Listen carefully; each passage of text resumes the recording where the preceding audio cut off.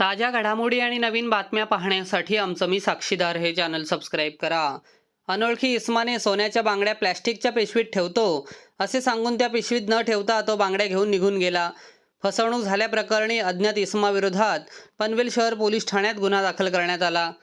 प्रगती समीर मेकडे महात्मा फुले रोड पनवेल येथे राहत असून त्यांचे Mahalakshmi stationery and general store नावाचे स्टेशनरीचे दुकान दूधपापेश्वर कंपनीजवळ आहे. त्यांच्या दुकानात 50 ते 55 वर्षाचा अनोळखी इसम आला.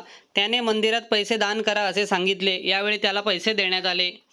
त्यावर काही जड वस्तू ठेवा असे सांगून प्रगती मेकडे यांच्या हातातील 4 सोन्याच्या बांगड्या त्यावर काढून ठेवण्यास सांगितल्या व त्यानंतर तसे ठेवायचे नाही असे बोलून त्याने त्याच्याकडे असलेल्या प्लॅस्टिकच्या पिशवीत ठेवतो असे सांगितले व त्या पिशवीत न ठेवता प्रगती यांना फसवून 4 सोन्याच्या बांगड्या घेऊन तो निघून गेला.